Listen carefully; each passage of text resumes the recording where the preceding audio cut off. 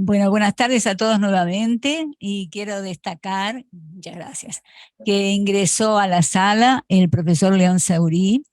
El profesor León Saurí es graduado en medicina, especialista y magíster en ciencias médicas y endocrinología, profesor asociado de la Pontificia Universidad Católica de Río de Janeiro. Es un referente de la Escuela de Profesor Arduino en el Instituto Estadual de Endocrinología y Diabetes de Río de Janeiro y miembro fundador de la Sociedad Brasilera de Diabetes. Bienvenidos a todos y en especial a los invitados. Dejaremos los comentarios para el fin de la segunda presentación, considerando que los temas son afines. Los temas son, primero, Proyecto Rondón, una aula de historia del Brasil, Mara Rubia Aldrés Alves de Lima. Segundo, experiencia con los indios Avante en relación a la diabetes, Laercio Joel Franco. Comenzamos con el tema central número 1. Proyecto Rondón, el mayor salón de clases de Brasil, Mara Rubia Andrea Alves de Lima, desde Porto Alegre, Brasil. Mara Rubia es graduada en medicina por la FURGI y doctorada en medicina y neumología por la Universidad Federal de Río Grande del Sur, profesora de neumología, semiología y salud global de la Universidad Federal de Ciencias de la Salud de Porto Alegre, profesora visitante de la Cátedra de Salud Global de la Rutgers University, Universidad Estatal de Nueva Jersey, a través de la Fulbright, un programa oficial del gobierno americano. Recibió el premio Flora Gray State, Rosen State y Trenamen State de la Universidad de Toronto. Muchas gracias, Mara Rubia, por estar presente y por traernos este tema. Olá a todos, muchas gracias, profesora Aida Borteiri. Es un grande honor y una alegría estar hoy acá con esta participación. Bueno, entonces voy a hablar sobre el proyecto Rondón, que nosotros decimos acá en Brasil que es el mayor salón de clases de Brasil. Los objetivos de esta presentación son, número 1, compartir la historia de más de 50 años de un proyecto brasileño coordinado por el Ministerio de Defensa que busca soluciones sostenibles para la inclusión social y la reducción de las desigualdades regionales en mi país. También busca discutir las capacitaciones del proyecto Rondón en salud, educación, cultura y derechos humanos en comunidades vulnerables. Número 3, esta presentación desea también compartir muchas fotos y historias de personas de las comunidades que reciben los rondonistas. Reflexionar sobre las lecciones, los aprendizajes de vida y ciudadanía que se ofrecen a los estudiantes de educación superior, fortaleciendo el liderazgo y la responsabilidad social, y divulgar en Uruguay internacionalmente este proyecto brasileño. Pero, ¿qué es el proyecto Rondón? El proyecto Rondón se trata de una acción interministerial del Gobierno Federal de Brasil, coordinada por el Ministerio de Defensa, en la que estudiantes de universidades realizan un servicio comunitario durante las vacaciones en lugares de escasos recursos, como por ejemplo en el Amazon, en algunas comunidades nativas de Brasil, pero también en otros lugares de escasos recursos de mi país. Y como le dijo antes, les voy a traer muchas imágenes. Me gusta sacar fotos y además yo creo que imágenes pueden decir mucho. Una imagen puede decir mucho más do que millones de palabras. Antes que prosigamos, por favor, los pido que pongan su atención en esta foto. Acá era bien temprano en una mañana, cuando estábamos saliendo de una comunidad nativa en Rondônia e indo para el barco, después de algunos días trabajando en el proyecto Rondon. Quanto à história do projeto Rondon, em 1966, tuve origem o projeto Rondon a partir de um trabalho de sociologia da Escola de Comando e Estado-Maior do Exército. Naquela ocasião, se invitou a professores brasileiros de 3 universidades do entonces estado de Guanabara e agora Rio de Janeiro, a revisar o trabalho de sociologia de um dos alunos da Escola de Comando e Estado-Maior do Exército.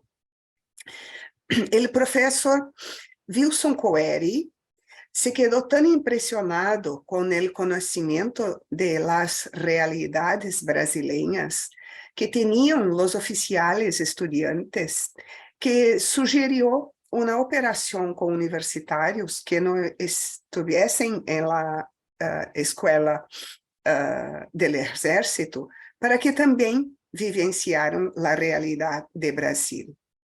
Assim foi que, em 11 de julho de 1967, que hoje é considerado o Dia de los Rondonistas, começou a Operação Zero.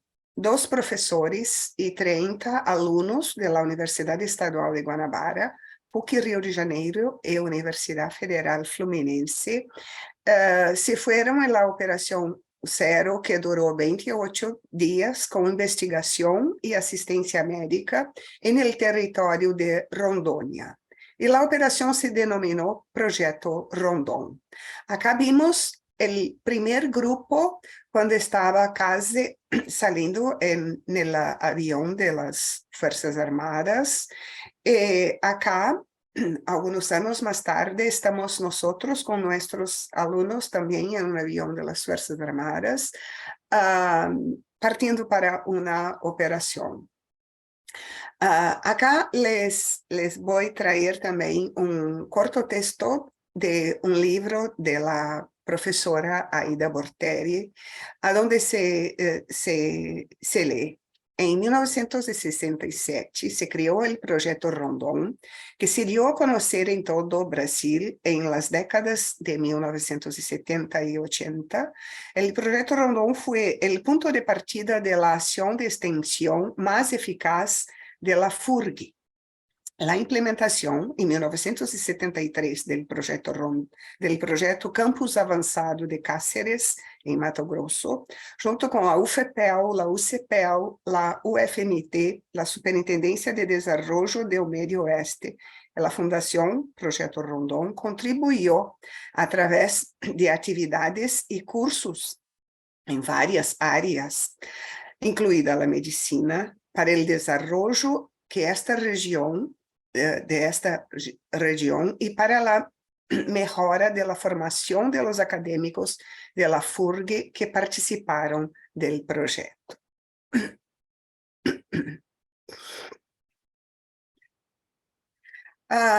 Qual é a história detrás del nombre Projeto Rondon? Este nombre es un homenaje a Cândido Mariano da Silva Rondon, que fue pionero de la integración nacional brasileña, conocido como patrón de las comunicaciones por la demarcación de fronteras de Brasil, líneas telegráficas entre Cuiabá y Porto Velho, en la región norte de mi país, facilitando la comunicación de Rio de Janeiro con Amazonas y con Acre. Ele se puso em contato com várias tribos indígenas e dizia morir se é necessário, matar nunca. Ele próprio era descendente de indígenas. Él fue el primer presidente del Servicio de Protección Indígena, que ahora es FUNAI, y luchó por el fin de la esclavitud en Brasil.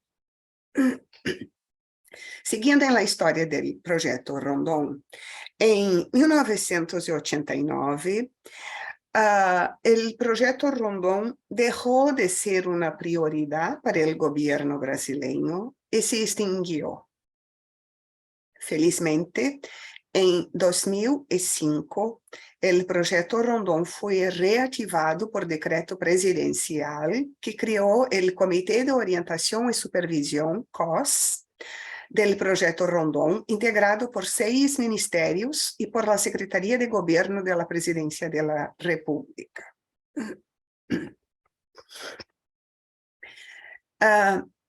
En 25 de junio de 2019, aconteció una actualización de los integrantes del COS y ahora entonces hace parte del Proyecto Rondón el Ministerio de Defensa, Ministerio de Agricultura, Ganadería, Abastecimiento, Ministerio de Ciudadanía, Ministerio de Educación, Desarrollo Regional, Medio Ambiente, Salud y también la Secretaría de Gobierno de la Presidencia de la República.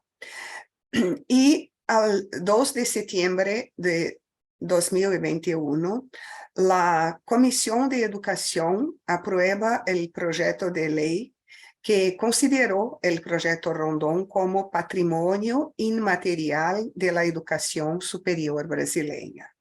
Además, el Proyecto Rondón ha recibido también el Premio Darcy Ribeiro de Educación en 2016 y esto es reconocido como el más importante, la más importante premiación brasileña en educación. Los objetivos del Proyecto Rondón actualmente son proporcionar a los estudiantes universitarios conocimientos sobre aspectos peculiares de la realidad brasileña. Es claro que en el sur de Brasil, cerca de Porto Alegre, en Porto Alegre, donde nosotros estamos, también tenemos esta misma realidad brasileña. Pero las ciudades a donde el Proyecto Rondón va a trabajar son seleccionadas por los menores índices de desenvolvimiento humano. Entonces, por esto se quedan muchas veces en otras regiones, no tan cerca de nuestra Porto Alegre. Acá vemos los estudiantes, se demuestra un poco del impacto que se tiene y de todo que se vive por allá. Es también un objetivo contribuir al fortalecimiento de las políticas públicas que por veces no son fáciles de ser implementadas, atendiendo las necesidades específicas de los municipios seleccionados, que algunas veces mesmo no conocían las políticas públicas existentes. También es el objetivo de desarrollar en los universitarios sentimientos de responsabilidad social, pensamiento crítico y patriotismo. Contribuir al intercambio de conocimientos. Entonces, los universitarios no van a las municipalidades para entregar conocimiento o para construir conocimiento, sino que para intercambiar conocimientos entre instituciones de educación superior, gobiernos locales y los líderes comunitarios y toda la población de las ciudades. ¿Cuáles son los ejes estructurantes del Proyecto Rondón? Desarrollo y fortalecimiento de la ciudadanía de los jóvenes universitarios, posibilitando su participación en los procesos de desarrollo sostenible mediante la interacción con las comunidades vulnerables, la socialización del conocimiento y la producción de soluciones innovadoras y duraderas. Desarrollo sostenible de las comunidades vulnerables con bajos IDHs, índices de desenvolvimento humano, IDH, aumentar la inclusión social y reducir las desigualdades regionales. ¿Cuáles son los principios del proyecto Rondón? Democracia, responsabilidad social y defensa de los intereses nacionales. ¿Quiénes son los socios del proyecto Rondón? Todas las instituciones de educación superior del Brasil, todas las universidades, gobiernos federal, estatal y de las municipalidades. ¿Y cómo que esto todo se hace? El primer que ocurre es que el Ministerio de la Defensa lanza un edital, abre un edital para una operación del proyecto Rondón. Entonces, todas las universidades brasileiras pueden competir y envían propuestas en 3 conjuntos que se llaman conjuntos A, B y C. Las universidades que son aprovadas, que tienen sus propuestas seleccionadas, van un representante de la universidad va hasta la ciudad para hacer un double check, para ver si la propuesta es buena para la ciudad o si hay la necesidad de cambiar unas cosas. Esto se llama la viaje precursora de los profesores coordinadores. Después, se hacen reajustes en la propuesta y se empieza un proceso de selección de los estudiantes. Cada universidad va con solamente 8 estudiantes y 2 profesores. Y en total van cerca de 200 o 300 rondonistas venidos de universidades de todo el país.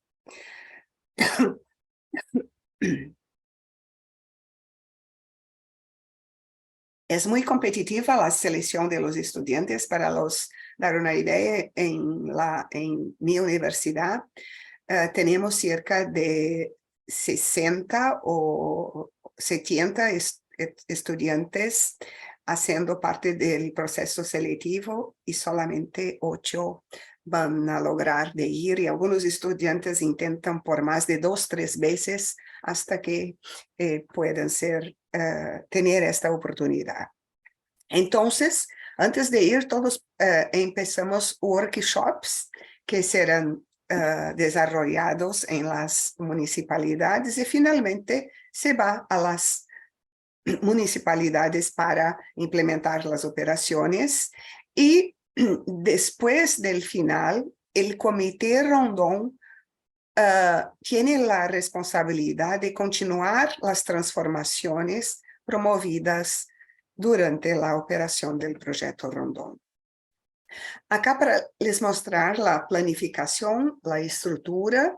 Entonces, junto del Ministerio de la Defensa, nosotros vamos en navíos, barcos, en los aviones, y en combinación con el gobierno estadual, en las prefecturas y con las universidades. Acá estamos en la selva amazónica con una persona que vive allá. Nosotros nos quedamos siempre con un representante de las Fuerzas Armadas conosco en nuestro alojamiento, y acá un entrenamiento inicial antes de ir para las comunidades. Entonces, yo tenía hablado que hay 3 conjuntos. El conjunto A, nosotros pertenecemos al conjunto A, está encargado de oficinas en salud, educación, cultura, derechos humanos y justicia. Pero trabajamos junto con el conjunto B, que tiene foco en comunicación, medio ambiente, tecnología y producción y trabajo. Y aún tiene el conjunto C, formado por estudiantes de jornalismo que se encargan de la comunicación social. A seguir, algunas fotos durante las operaciones en las comunidades. Acá, capacitación de multiplicadores de líderes comunitarios por el proyecto Rondon en relación a la salud.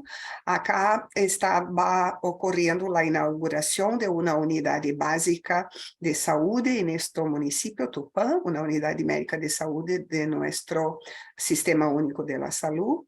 Acá estábamos en la casa de una familia y durante un workshop para los mayores, también en una escuela, en una campaña contra la dengue y con una estudiante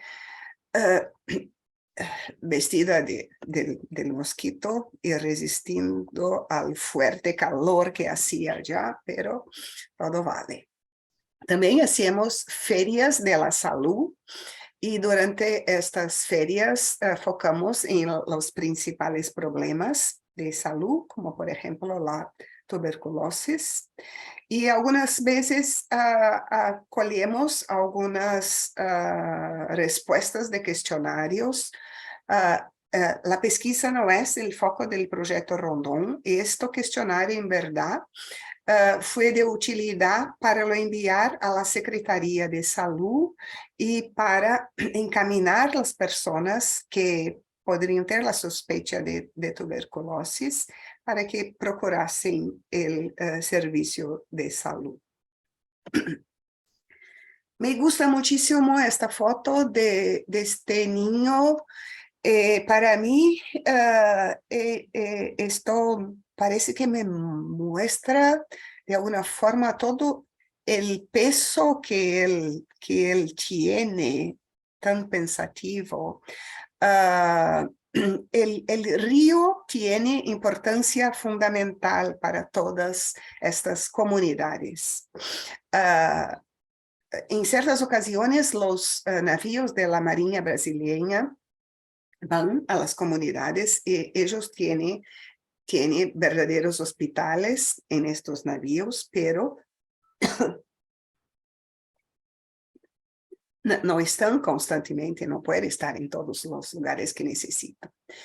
Para traer un ejemplo de las dificultades de la naturaleza y de los ríos, disculpa, miren por favor que para ir de este punto acá al otro punto, hay que hacer todas estas curvas porque es lo que el río nos dice para hacer. Entonces, todo es muy complicado. Además, algunos ríos se secan, desaparecen durante la estación en que no hay lluvias. Entonces, si una persona va al hospital o a un otro lugar, debido a condiciones de salud, tendrá que esperar hasta la próxima estación de las lluvias para que pueda voltar a su casa. Acá estamos en un hospital que recibe solamente personas oriundas de las comunidades indígenas. Y otra muy interesante característica es que cuando la persona dolente se va al hospital, toda su familia va junto con la persona y se queda. Entonces el hospital tiene que tener condiciones no solamente para el enfermo, pero para toda la familia. Y acá algunos rondonistas estaban intentando hacer las cosas un poco más bonitas para los pacientes. La educación es también una de nuestras nuestros tópicos de trabajo. Y acá gustaría de compartir dos historias muy lindas. Este señor es su Antonio.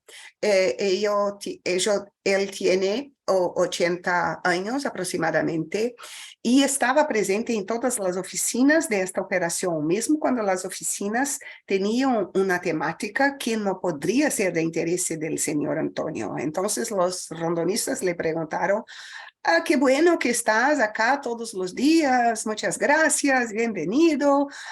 Pero tenemos una pregunta, ¿por qué que viene siempre algunos tópicos, yo no sé si son interesantes para vos?" Y ellos respondió lo siguiente, y estaba muy emocionado: "Lo que pasa es que yo no tuve oportunidad de ir a la escuela, yo no he estudiado, yo tengo 80 años y yo no sé leer. Y yo tenía certeza que me iba a morir sin ningún diploma. Y ahora con el proyecto Rondón, yo tengo muchos diplomas que puedo mostrar para mi familia." Solamente para traer un ejemplo del impacto, de la significación para las distintas personas de este proyecto. Y acá había la ceremonia de graduación del EJA. EJA es un programa brasileiro de educación para jóvenes adultos que aprenden a leer como adultos. Y este momento fue de mucha emoción también, porque la graduación, el ceremonial, es en todo semejante a la graduación que nosotros tenemos a la escuela de medicina, pero bien distinto. Entonces son cosas para que se pueda refletir. También me alegró cuanto a la educación poder compartir algunas clases, exactamente la misma clase que tenemos en la Escuela de Medicina acerca de semiología con C, porque se refiere a ser de conocimiento, compasión y comunicación para estos estudiantes de medicina brasileñas que estaban haciendo medicina en Bolivia y que vinieron acá. Estábamos en una aldea indígena. Esto es el viceprefecto, el vicemayor. Entonces esto fue muy, muy inolvidable para mí. En esta comunidad no hay internet, como en muchas otras municipalidades.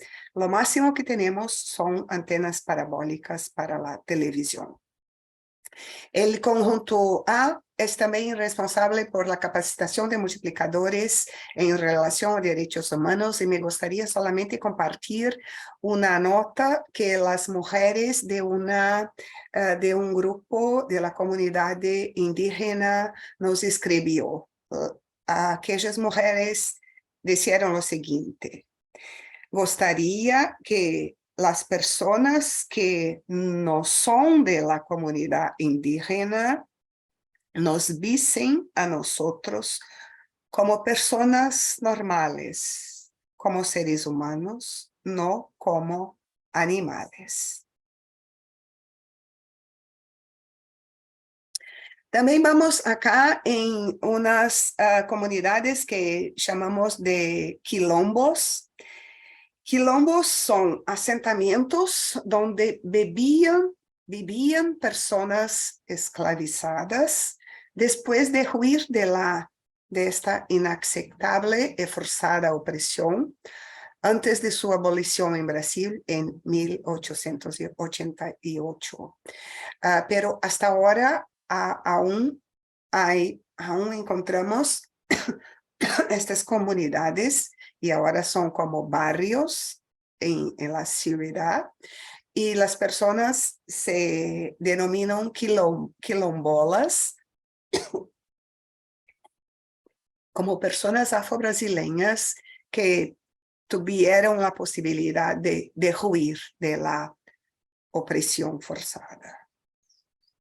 Acá los estudiantes estaban haciendo una entrevista al coordinador de un quilombo. Entonces, es hay historia y se tiene oportunidad de conocer la historia, la realidad, directamente de las personas que viven esta realidad.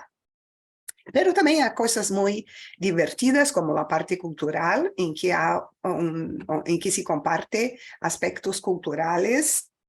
Siempre antes de empezar tenemos que pedir autorización al jefe de las comunidades indígenas. Por supuesto, a todos les gusta el fútbol, entonces los rondonistas estaban jugando fútbol con los niños, pero en esta otra foto hay algo que me encantó completamente, porque un estudiante nuestro estaba enseñando capoeira. Capoeira es un tipo de danza o de lucha de origen africana y muy conocida en todo el Brasil. Pero yo estaba enseñando capoeira a los niños de la aldea indígena que no la conocían. Y claro, los diferentes sabores y las músicas, todo esto trae momentos de mucha alegría, fiesta, compartiendo el folclore del norte con el folclore de los gauchos del sur, también llevando libros de literatura brasileña y en contacto con los niños siempre tan amigos. Se espera que los beneficios del proyecto Rondón para el municipio incluyan creación de empleos, crecimiento de la economía local, reducción de la criminalidad, mejora de la gestión de la administración pública, mejora significativa en el cuidado de la salud, conciencia pública sobre el medio ambiente, nuevas metodologías didácticas en la educación y actualizaciones e innovaciones en varias áreas. Acá unas palabras de un niño para los rondonistas. Gostei mucho de vocês. Vocês trajeron muchos conocimientos para mi municipalidad. Gracias por terem venido. Achei muy bueno. Y lo más importante, en el futuro yo quiero ser rondonista. Para los rondonistas también hay muchos, y pienso que mucho más beneficios para nosotros do que para la municipalidad, en verdad. Tanto para los estudiantes como para nosotros los profesores. Acuérdate que lo que escucho, lo olvido, lo que veo, lo recuerdo, pero lo que hago, lo aprendo. Y nosotros gostamos de decir que una vez rondonista, siempre rondonista. Trayendo algunos números, de 2005 a 2019, han ocurrido 85 operaciones en más de 1.200 ciudades vulnerables, de 24 unidades federales, con la participación de casi 2.400 universidades, con casi 24.000 rondonistas, estudiantes y profesores, impactando cerca de 2 millones de personas.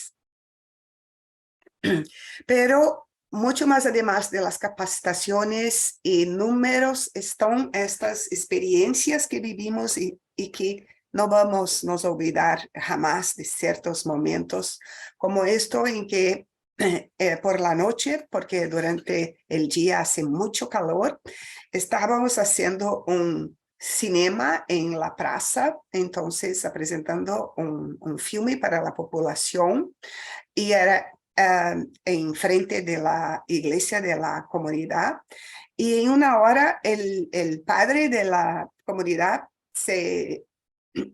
me dijo el siguiente: bueno, profesora, tienes acá la llave de la iglesia, yo estoy muy cansado, voy a dormir, toma la llave de la iglesia de la ciudad y cuando todo ha terminado, por favor, solo cierra la puerta y mañana puedes me dar la llave. Y fue la primera vez que yo tuve la llave de una iglesia en mis manos y tenía la responsabilidad de la cerrar al final de la presentación.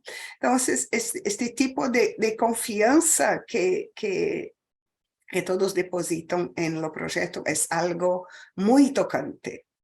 Y poder cambiar olhares, cambiar tener esta conexión tan próxima con los niños es algo excepcional. Terminando, al comienzo yo los pedí para que se fixasen, que se recordasen de aquella mañana cuando estábamos saliendo de una aldea indígena.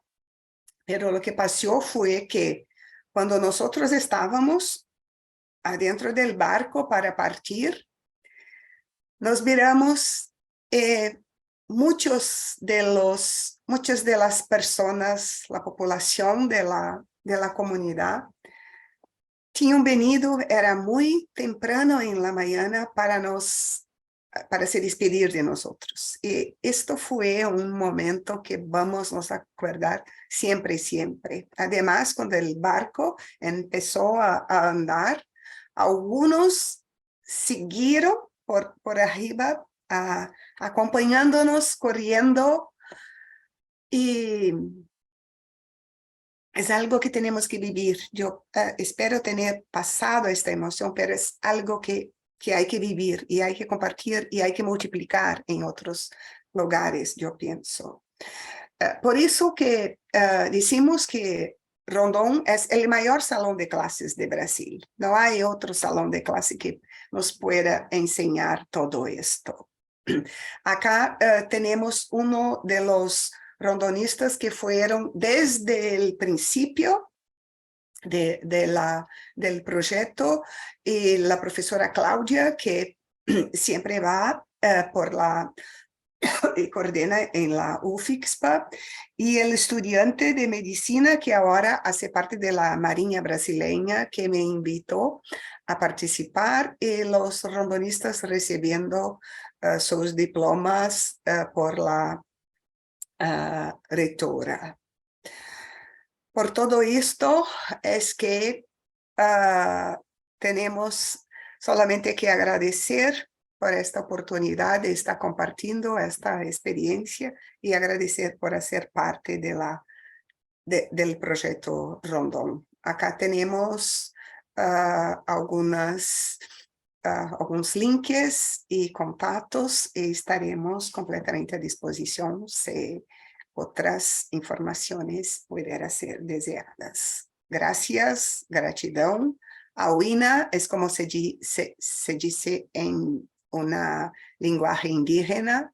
Thank you very much. Muchas gracias. Ahora pasamos, dando continuidad al tema central número 2, experiencia con los indios Xavante en relación a la diabetes, Laércio Joel Franco, desde Ribeirão Preto, Brasil.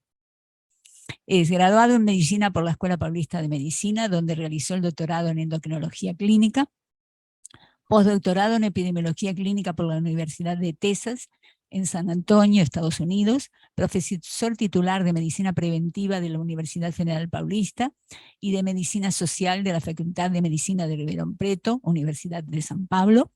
Actualmente es miembro de la Coordinación de Salud de la Fundación de Amparo a la Investigación del Estado de San Pablo, FAPESP. Eu vou comentar a experiência que nós estamos com um grupo indígena, o Xavante, em relação ao diabetes.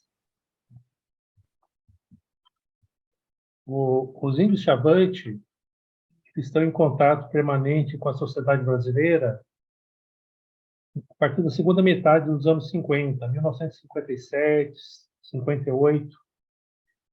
E a região que eles habitam, né, é onde o Marechal Rondon, através da expedição Roncador-Xingu, atravessou para criar as linhas de telégrafo com fio. Então, até hoje, na região lá, a gente encontra os postos de telégrafo. Os Chavantes são os índios, assim, muito nômades, né? Então, sempre andam por grandes territórios, né? E com a expansão da sociedade brasileira, isso atrapalhou bastante o estilo de vida do Chavante. E no início, eles pagaram um preço muito alto para doenças infecciosas, por exemplo, tuberculose, sarampo, né? Nessa época ainda não existia vacina contra sarampo. E isso fez com que, pelos problemas, pelos conflitos com a sociedade brasileira, né, estavam sendo dizimados. E aí os padres salesianos agruparam eles em algumas áreas, né? E até eles se acomodarem, eles passaram vários anos sem ter filhos, né? Então, até começar a vivenciar esse novo estilo de vida. E no caso de diabetes, o primeiro caso entre eles foi relatado em 1995. E a partir de então, foi aumentando num número assim impressionante, adquirindo até características epidêmicas. E aqui é a área onde vivem os índios Chavantes. São os índios diferentes, porque eles não conheciam cerâmica, para ter uma ideia. Tudo com eles era na base de fogo, né? Assado, né? Tudo usava não conheciam a cerâmica. E também eles não viviam perto de rios, então eles não são índios assim de canoa, são índios de cerrado. E a alimentação deles basicamente é caça, né? Principalmente o porco selvagem, né? Ou uma variedade deles, que nós chamamos cateto, né? Eles apreciam muito e fazem aquelas caçadas coletivas, fazendo fogo em volta, prende os porcos, aí vão matando e aí fazem uma grande festa, né? E aqui nós temos o estado de Mato Grosso e as terras indígenas. São 7 terras indígenas. Essa aqui mais ao norte, recentemente ela foi demarcada. O trabalho que a gente vai fazer, apresentar para vocês, nós trabalhamos nessas 2 reservas, terras indígenas, que é São Marcos e Sangradouro, Volta Grande. E uma coisa interessante, a gente fazendo estudos genéticos nessa população, mostra que eles são populações assim muito pouco miscigenadas. Aqui, marcadores genéticos do par mostram que eles são bem diferentes de várias populações europeias, asiáticas, das cidades como São Paulo, México, os índios da América Central, né, México e sul dos Estados Unidos, índios da região amazônica e os Chavantes. Então, a gente vê que eles são bastante distintos dos outros grupos indígenas brasileiros. E aqui na época do contato, né, com o Francisco Meirelles, mostrando que eles eram esguios, né, percebendo o tecido, né, dançando, vai ver como eles musculosos. E uma coisa que é interessante, eles praticam um esporte que é chamado corrida de toras, esse é o tronco de uma palmeira, que é muito comum na região, em Buriti. E das folhas eles usam para fazer cestas, né? E esse tronco pesa em torno de 90 a 100 quilos. Então, eles fazem 2, 3 equipes e correm assim, uns 10 quilômetros. E vão trocando, né? Durante a corrida. Vocês veem que antes descalços, né? Um grupo lá na frente, mais atrás. Existe algum relato assim, de acidentes na corrida de toras, de afundamento torácico, né? Cair com esse tronco, né? É uma coisa muito... Né? Vocês veem que eles usam um colar assim, bem marcante, né? E eles têm orelha furada, né? E esse é o colar que eles usam no pescoço. Depois a corrida e a festa, né? Então eles dançam, isso vai dia e noite afora, né? Comendo, dançando, né? As crianças também participam, né? Agora, pelo padrão, pela mudança, assim, que está acontecendo, né? Por exemplo, receber salários pela Bolsa Família, né? A cesta básica. Então, está mudando o padrão alimentar. Então, vocês veem, esse é um auxiliar de enfermagem, né? Você vê o brinco que ele tem, né? Já bem obeso. A mulher, né? Aqui em Sangradouro, as casas estão de tijolos e lembram as casas tradicionais. Depois vai aparecer as casas tradicionais. E as mulheres, elas usam muito a folha daquela palmeira, buriti, para fazer esse tipo de cesta que eles usam para carregar o bebê. Onde eles vão, e é muito confortável, né, para carregar a criança nessa cesta. Agora, uma coisa interessante, é uma coisa a gente falar de fazer uma pesquisa com população brasileira ou qualquer população de grandes centros, e a outra é com população indígena, porque são populações mais vulneráveis. Então, precisa uma autorização específica da Fundação Nacional do Índio. Além disso, além de passar no comitê de ética da instituição, tem que ir para o comitê de ética do Ministério da Saúde. E a coisa que a gente às vezes até acha engraçado, a questão do termo de consentimento. A maioria não fala direito português, não entende, e a gente tem que usar 2 termos de consentimento. Um para participar do inquérito e outro para armazenar as amostras biológicas. A gente colhe sangue e leva para São Paulo, Ribeirão Preto, para fazer as análises. Então, eles têm que assinar ou colocar o polegar em 2 termos de consentimento e a gente tem que dar uma via para eles. Eles não entendem, aqueles jogos, depois que a gente está fazendo, vê na aldeia lá, cheio de papel jogado, porque eles não entendem o que é, para que é aquilo. Então, a proposta está embutida num trabalho assistencial e a gente aproveitou para fazer uma coisa mais sistematizada para adquirir uma conotação assim científica, né? A gente, além de fazer a glicemia de jejum em 2 horas, aqui é outro problema. É difícil a gente falar para eles ficar em jejum, porque eles não têm muito horário para comer. E também eles entenderem por que precisa ficar em jejum para fazer os exames, né? Por isso que é importante a gente ter a glicemia de pós 75 gramas de glicose e a gente também fazer a hemoglobina glicada. A gente tem que colher o sangue e levar para Ribeirão ou São Paulo fazer os exames. E aqui a gente tem algumas dosagens de anticorpos para caracterizar o diabetes e assim por diante. Aqui um exemplo, assim, como a gente está fazendo a glicemia, a gente faz pelo Hemokill, né, que é a senhora obesa. Aqui numa aldeia, vocês veem o padrão da casa, né? Embaixo da sombra de uma árvore, a gente fazendo de pressão, colhendo sangue, fazendo o Doppler vascular, né? Põe uma maca no chão e faz o exame.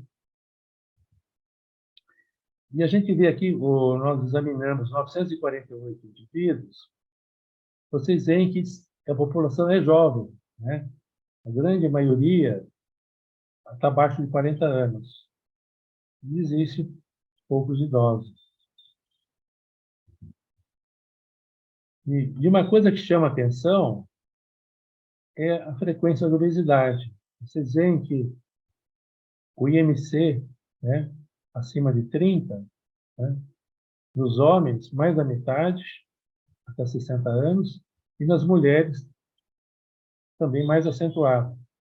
E nos mais idosos, a obesidade é mais baixa, traduzindo, quer dizer, os mais idosos ainda mantêm uma dieta mais tradicional, né? São mais resistentes a novos hábitos. Agora, em relação ao diabetes, vocês veem, né, mesmo nas faixas etárias assim, mais baixas, 20 a 40 anos, né, 10,3% nos homens, 22,3% nas mulheres. As mulheres sempre mais que os homens, praticamente o dobro. Na faixa de 40 a 59 anos, 30,9% nos homens, 56,4% nas mulheres. Ou seja, mais da metade das mulheres nessa faixa etária tem diabetes. E 60 anos ou mais, cai um pouco nos homens, mas nas mulheres continua alta. Quando a gente faz ajustada por idade em relação à população brasileira, né, aumenta um pouco, porque a população brasileira é mais velha do que a população indígena, né? E 40% das mulheres têm diabetes e 18,4% dos homens. Aqui, numa figura, a gente fez agora, recentemente, uma contribuição para o Atlas da Federação Internacional de Diabetes, mostrando diabetes nas populações nativas, né? População brasileira chavante, acho que é mais alta que Brasília, né? População mais alta. E quando a gente olha uma condição de risco para desenvolver diabetes, que é a tolerância à glicose diminuída, a gente não falou pré-diabetes, a gente não consegue se basear na glicemia de jejum. Então, só usando a segunda hora, a gente vê que também é alta essa alteração na tolerância à glicose. Aqui, mostrando de uma coisa interessante, né? A gente, quando vai olhar assim, o diabetes em relação ao IMC, a gente vê que a frequência do diabetes não aumenta com o aumento do IMC, tanto nos homens como nas mulheres. Isso chama atenção. Uma coisa que a gente suspeita, né, é que esses indivíduos que têm IMC abaixo de 25 têm o diabetes com duração maior. Os diabetes entre eles estão sempre descompensados. Glicemias 300, 400, ou a gente não consegue ler pelo aparelho portátil. E a outra coisa, como a maioria mora em aldeias, ou mesmo em alguns, né, mais próximas às comunidades do posto, né, para fazer o tratamento do diabetes, então vocês imaginam, falar, olha, se for comprimido, tem que tomar comprimido antes da refeição, né, até almoço, jantar. A gente fala, mas eu não tenho esse padrão alimentar. A maioria a gente consegue aplicar uma dose de insulina. Ele não consegue fazer 2 doses. E mesmo quando a gente está fazendo a aplicação, tentando compensar com insulina, eles vão para as caçadas coletivas. Aí fica 1 mês, 2 meses na caçada, aí voltam com o diabetes totalmente descompensado.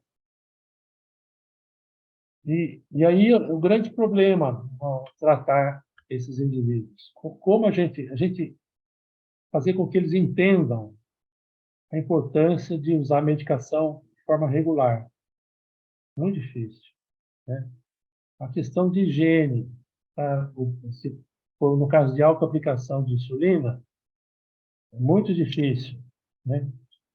Então, o que nós estamos fazendo é tendo o agente de saúde indígena, treinando um índio, né, para ele aplicar a questão da insulina. Outra coisa interessante, que para a gente é difícil, na comunidade Chavante, existem dois clãs principais, o Oauê, Politsaue, né? E o que eles fazem? Um clã casa com pessoa do outro clã, né? Nunca no mesmo clã. Então, se o agente de saúde é de um clã, ele não pode tratar pessoa do outro clã. Então, as queixas têm que ser meio chamar alguém do mesmo clã para conversar. E a outra coisa interessante, que é difícil de entender também, o jovem lá passa por um período de reclusão. Quando eles estão em torno dos 10, 11 anos, até os 16, 17 anos, eles vão para uma casa, a casa dos Waptés. E lá eles recebem a tutela de um padrinho, que é o responsável para passar a tradição da comunidade para eles. Ele só sai de lá por uma cerimônia de furar a orelha. Quando, a partir daí, eles já são considerados assim como aptos para a vida adulta. E logo em seguida eles casam, não casam cedo. E quando casam, ele vai morar na casa do sogro, né? E fica sob a vigilância do sogro e da sogra. Agora, ele nunca pode falar diretamente com o sogro ou com a sogra. Tem que falar com a mulher, e a esposa vai falar com os pais dela o que o marido está querendo. Então, mantém uma distância. Até é bom, porque parece que não sai muita briga assim, de casal, né? A outra coisa que é interessante, aqui vocês veem sempre são os idosos, né? Aqui tem os colegas do grupo, né? João Paulo, o Zaguri conhece o João Paulo Botelho, né? Os dois colegas de Ribeirão. Todo fim de tarde, os idosos se reúnem para essa triada, eles chamam-se o Aham, e aí eles conversam sobre os problemas da comunidade. Discute o que está acontecendo, né? Se tem algum problema, como eles vão resolver, se tem alguém que está causando alguma dificuldade. Então, eles têm muito para ensinar para a gente a questão comunitária.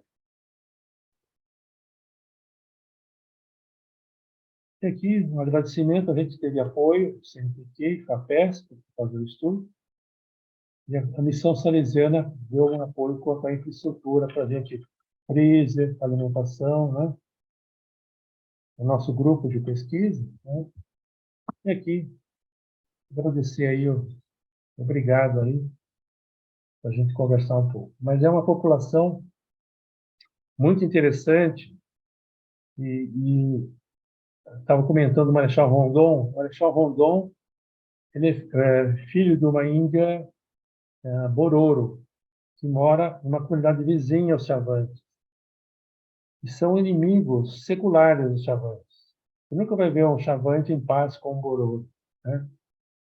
E são culturas muito diferentes. O Bororo cultiva a morte, o Chavante cultiva a vida. São muito alegres, né? Alta natalidade, né? E muito festivos. E essa seria a apresentação. Estou aberto a perguntas. Quiero destacar que el profesor Zaguri también participó del proyecto Rondón, bajando, conforme me ha dicho, por el río Solimoens para brindar atención médica a las poblaciones ribereñas en varios pueblos pequeños a orillas de ese largo río que recorre desde Perú todo el estado de Amazonas. Yo voy a tentar hablar lo mejor que puedo en portuñol. Espero que me entendam. Doutora Mara e doutor Laércio, muito obrigado. Graças por suas apresentações. A Laércio já conhecia, é um grande pesquisador, é um nome dedicado ao diabetes no Brasil, e todos nós outros o queremos muito. Doutora Mara, foi um prazer saber que o projeto Rondon está vivo. Eu participei do projeto Rondon quando você não era nascida. Eu participei da primeira expedição por el Rio, em 1967. Eu creio que estou em uma fotografia que você mostrou.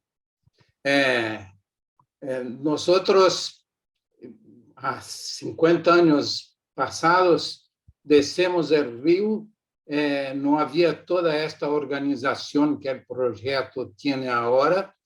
Era um grupo de estudantes de medicina, um dentista, tratar os dentes, um odontólogo.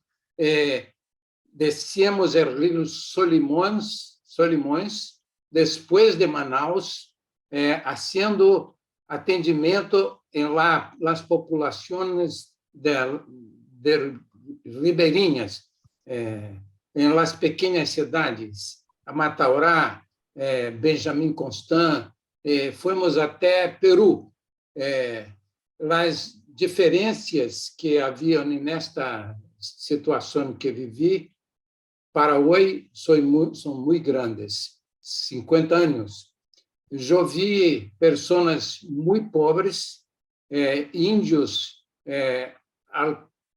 tomados pelo vício do álcool, bebiam muito. As populações dependiam da marinha brasileira, que não tinham nada. Há muito o que contar, no sentido de que, por exemplo, as pessoas nos pediam a medicação para ter com elas, porque não havia como conseguir de outra maneira. Extraíam os dentes buenos pediam porque não teriam a oportunidade de ter um odontólogo por outra vez. Naquela oportunidade, já havíamos observado e fizemos uma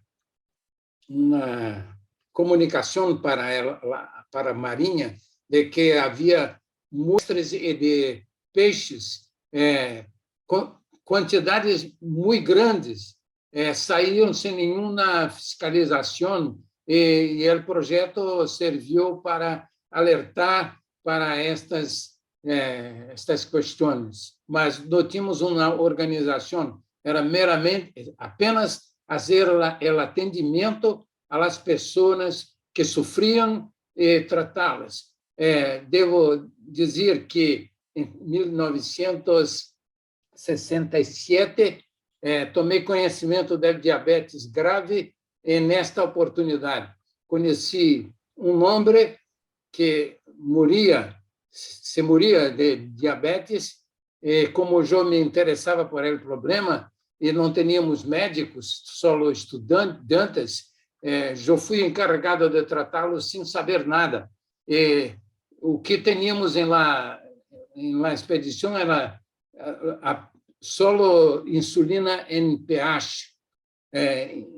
E eu tive que fazer a coisa mais terrível em minha vida. Eu tive que aplicá-la em la vena, com todo o risco que poderia, pero graças a Deus, o homem se recuperou e eu me tranquilizei. Enfim, o projeto Rondon se abriu a visão do país. Nós outros não conhecíamos nada da pobreza, pero eu vi em todas essas cidades eram pessoas pobres, pero bem nutridas, porque tinham proteínas do peixe que conseguiam no rio. O rio e pouco de carne de caçadores. Isto a população era muito bem nutrida, pero muito pobres, e não tinham nenhuma assistência. Parabéns, doutora Rúbia, é um prazer imenso, eu sou uma testemunha ocular para você. Se você precisa de alguma informação, estou às ordens. Muitas graças, doutora Aida, por el convite, e peço que desculpem meu portunhol. Muchas gracias. Quiero decir que yo no participé del proyecto Rondón, lamentablemente, pero lo viví mucho porque durante 2 décadas los estudiantes de la FURGI participaron del campus avanzado de Cáceres en Mato Grosso, en el proyecto Rondón, con la dirección de un profesor que tiene casi 50 años de docencia y continúa siendo docente, un profesor del área de Derecho, el profesor Pericles González, que la primera vez estuvo 18 meses, permaneció 18 meses en esa población.